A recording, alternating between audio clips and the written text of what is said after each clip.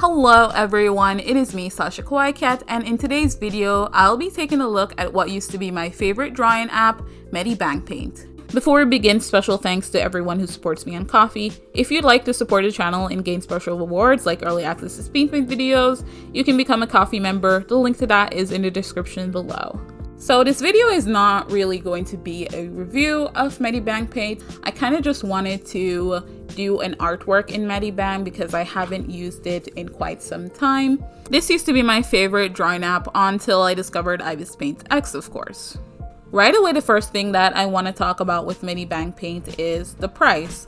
Technically, Medibangpaint is a free app, but like Medibangpaint X, it comes with ads. So at the top of the screen is a large ad. This isn't on like the mobile version or the Android version or whatever, or the PC version. For some reason, it's only on the iPad version. But basically, there's an ad at the top of the screen, and once in a while, when you close out of your drawing, when you close your canvas, you will get an ad.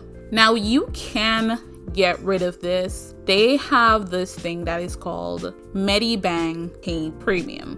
What this is it's basically a subscription service. You'll pay like a weekly, monthly, or yearly fee or whatever, and you'll get rid of the ads. You can get some cloud space, I believe, or whatever. Basically, you pay to remove the stuff you don't want to see that makes drawing harder, and you get some perks or whatever. Full transparency, I got rid of the ads. I didn't purchase anything. I think I did a trial and I canceled it immediately because I have no plans to purchase a subscription or whatever, Medibangpaint Premium, whatever it is. I'm not gonna purchase that, but yeah, it was really tedious to draw on this app with the ads present. It was pretty annoying. I don't like the ads on Medibangpaint X. That's why I purchased it. I didn't like the ads on Medibangpaint. The thing about Medibangpaint X though is that you can do like a one-time purchase and get rid of the ads and have access to a lot of brushes. With Medibangpaint, as far as I can tell, there isn't a one-time purchase. You just have the subscription. Now, I could be wrong about this, but I couldn't find any information that suggests that I can get a one-time purchase. So basically, if you want to use this app the way it's supposed to be used, you'd have to like purchase something, which is probably the worst thing I'd say about Medibangpaint right now. It's the most depressing thing because I do remember using it back in the day and not having to do any sort of subscription or anything. I mean, Medibangpaint X, I believe, does have like a subscription thing. I personally don't have it. I don't see why I would have it. I got rid of the ads. It has like a bunch of brushes. I think what you'd get is the same thing as Medibangpaint, like you get a lot of cloud storage space, I guess. I'm not sure. I've never thought about actually purchasing any of this. But yeah, the subscription thing, I don't like. Then there's the actual layout of Medibangpaint. The layout I also don't like that much either. I'd say that the layout on like Android is significantly better, and also the layout on desktop as well, like on your PC. Like, let's put the PC version aside because the PC version is pretty okay. I'm talking about Medibangpaint on iPad specifically. The layout of this is just not comfortable to use. So it has a lot of tools that are easy to access, which most drawing apps tend to do. The thing with Medibangpaint that I really dislike is it feels like the canvas is smaller than it is because of everything that is on the screen at any given time when you're drawing. So if you open up the color wheel, it's just there on your screen until you click off it. Whereas like in other apps, if you click on the canvas, if you move away from it, it'll just disappear, which is good. It'll go back into the void, it'll slink away, and then you'll have space on your canvas to draw, which is what you want. Because when you use like an Android app or an iPad app, whatever it is, because the screen is so much smaller on like an iPad or an Android, they have to have everything like collapsed or pushed aside or hidden so that you have enough space to draw. So like on Procreate does this very well, where the vast majority of things, you know, you have to click to access them or whatever, but basically they're off to the side. They're not on the screen all the time. If you click away from it, it's not there anymore, which is great because you need that extra space. Medibangpaint doesn't do that. Like, it's always on the screen. Not really like it's always on the screen. The thing is, when you click on it, it doesn't go away until you get rid of it manually yourself. It's something that I didn't really notice before, like on other apps, that once, you know, you move away from it, it goes away. Once you stop using like the color wheel or something, you don't actually have to click on it to get rid of it yourself. It goes away once you go back to your canvas. And unfortunately, Medibangpaint just doesn't do that. And it's frustrating. It makes the screen feel so much smaller than it actually is. And I also felt like so many things were just hidden on this. Like, I really had to dig around to find certain stuff, like the correction tool. It is there, but you really have to look around to find it.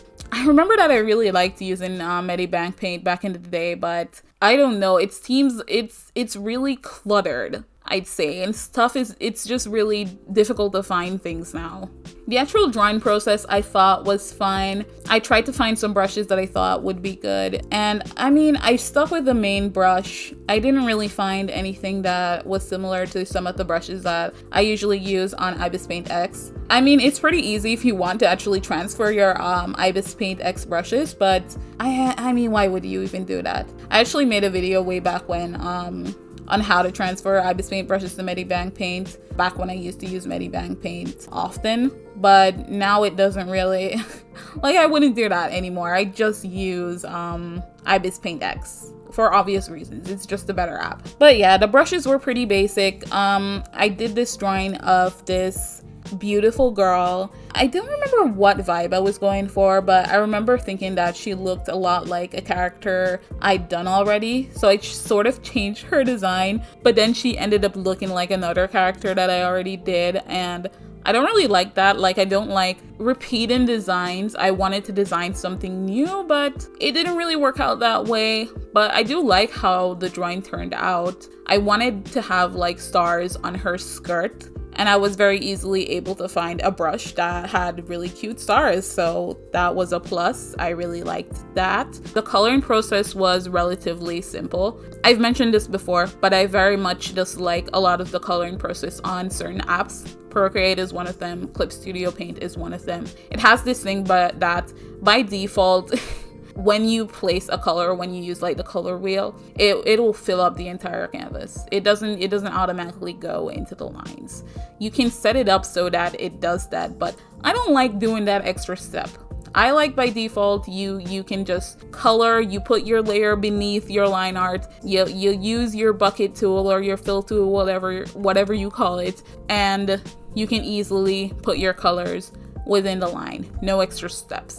That's what Medibangpaint does. That's what Ibispaint X does, and I really like that. I do see how the other method can be useful, so I mean, it's good to have both, I guess, but I mean, by default, based on my particular art style, I prefer the method where it does not fill up the entire canvas, where it automatically goes into your line art. Overall, I do like how my drawing turned out. I do want to mention some of the things that I like about Medibangpaint. There isn't a lot, but I remember back in the day I really liked the gradient tool. Like, I preferred so much to like Ibispaint X's gradient tool, actually. Like, I remember liking it back in the day, and I still like it now. That's something I like. There's not much else that I like about Medibangpaint currently. It's not a very good app anymore. I think I still like the desktop version, the PC version, but I can't use it on iPad. I can't use it on like my iPad. Things I hate, there's just so much. I don't like the layout. I don't like this Medibangpaint premium subscription crap. I don't like that it's so complicated to use. And I don't like that it actually crashed a few times when I was using it. That sucks. I don't like that it crashed. But overall, I like how my drawing turned out. I think it looked all right overall. I like this drawing. I do hate that it ended up looking similar to a previous character that I've done. I don't like repeating drawings. I like doing original stuff, creating something new, but I still think the drawing turned out okay. I did get frustrated while drawing a bit because when I was doing like the shading, it was not turning out right. So I sort of limited that, but yeah, overall I still like how the drawing looks. Please comment below and tell me what you think of the drawing. That's all I have to say about Medibangpaint. I'm really disappointed in how the app has progressed over the years. I feel like I've been having a lot of disappointment with apps lately. This Huion sketch app seems to have died. I don't know what happened with that. And I did so many reviews on it. And now, you know, this app that used to be my favorite app just isn't that good anymore. So yeah, that is all for this video. Thank you so much for watching. If you like my art and you'd like to show your support, please consider donating to my Ko-fi account. The link to that is in the description below. Don't forget to like, share, comment, and subscribe, and I'll see you next time. Bye!